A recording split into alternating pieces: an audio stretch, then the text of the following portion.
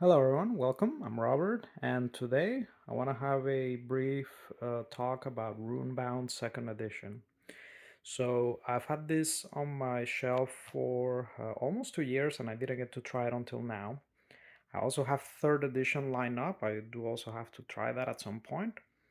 But I wanted to share my experience with this, and I'll tell you what I think about it as a solo game. So, I use the thread track. This is a file from Board Game Geek files section. This is the only game I've played of it so far. It was one game. They stayed on my table for almost 2 weeks. I did it across various settings, various sessions. I did end up winning the game. I gained the three dragon runes. My character uh, that I picked was Battle Mage Jace, and I ended up winning at level 10. Okay. So for the difficulty, I started with the recommended 20, but later on I realized that this would take way too long, so I reduced the difficulty to 17 and then 16. Um, so yeah, so that's one thing I'll mention is the length of the game. It is a bit of an issue if you don't use variants. If you don't use variants, this might take a bit too long for what it is. So that's one thing to keep in mind. I did think that for for what this offers, I think this could be a bit shorter for sure.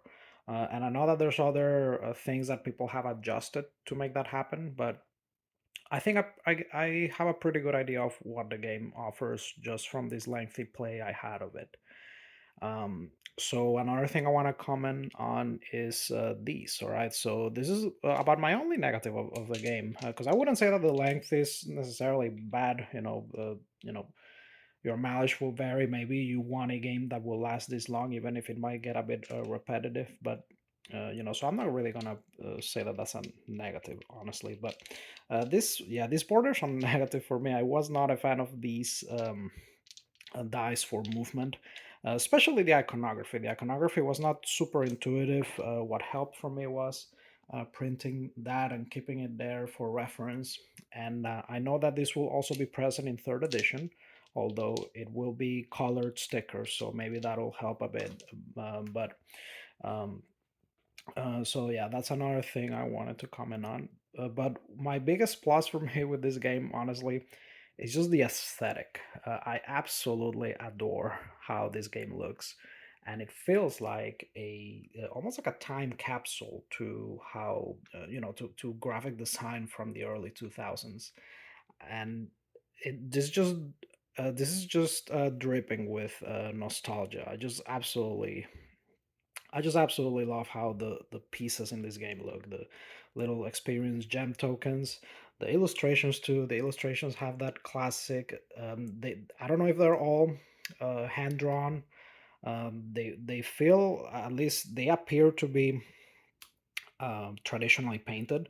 Although I wouldn't be surprised if some of them are digital. I would have to look at them closely. But in general, a lot of them, at least the way that they're illustrated, to me, they feel that they appear to be um, hand drawn. They really have that look to them. So I just the appearance of the game to me is a 10 out of 10. I just absolutely adore it, and just that is gonna be a reason for me to keep it.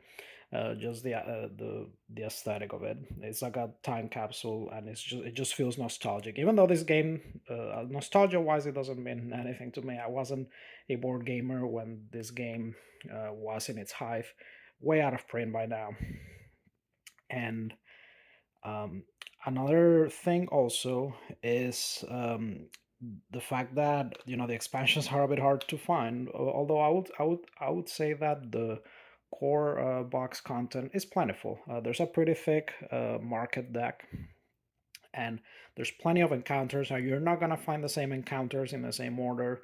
Uh, Two games in a row. That's gonna, that this will keep you busy for a while if you wanted to just buy the core set and try it out. But um, another thing is the rule book. So I'm pretty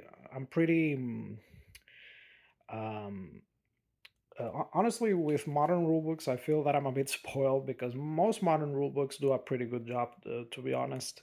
But the rulebook, although the game is pretty simple, which I love, it felt a bit archaic. So I can say that it made me appreciate modern rulebooks more. Not that there's anything; it's not terrible or anything. It's just Fantasy Flight books tend to be excellent, uh, and most of their games that I've tried, are newer. So this felt a bit archaic in comparison, but the game is pretty simple. The information's there. It's not terrible or anything, but it did really make me appreciate how far we've come with rulebooks.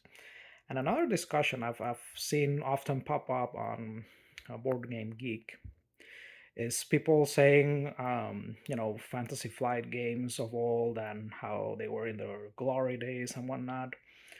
Um, I think that's an interesting discussion. I can't say I was there to see them at their heyday, but this just I just appreciate the historic value that this has because I've tried other adventuring games. I think I'm in an interesting position where because I started the hobby around 2020.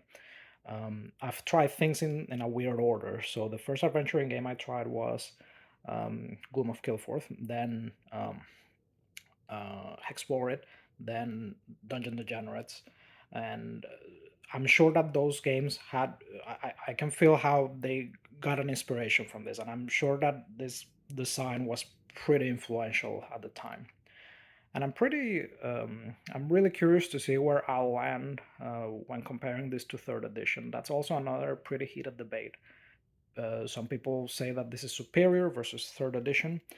I don't know where I'll land, but my biggest issue with this is the length. I know that a lot of house ruling can remediate that, and but more than the length, this was a bit of a.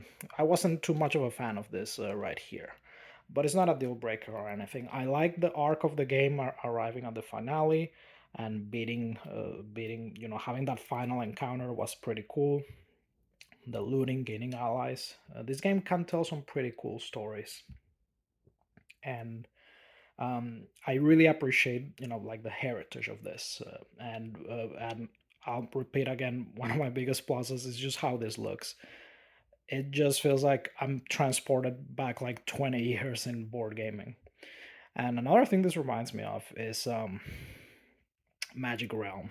I don't know that I'll ever try Magic Realm because learning that game, it sounds like a unsurmountable task. But the board design kind of reminds me of it. I've seen pictures of Magic Realm.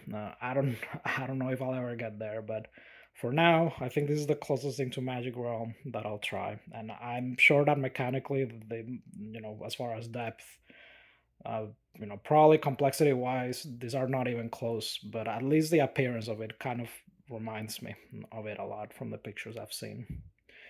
But yeah, I just wanted to share what I thought of this as a solo game. Pretty interesting and a bit too long, too lengthy for my taste. But now I will also try, when I get a chance, I'll try third edition and see how it compares. But that's Runebound, second edition. And thank you so much for listening to me ramble about this game.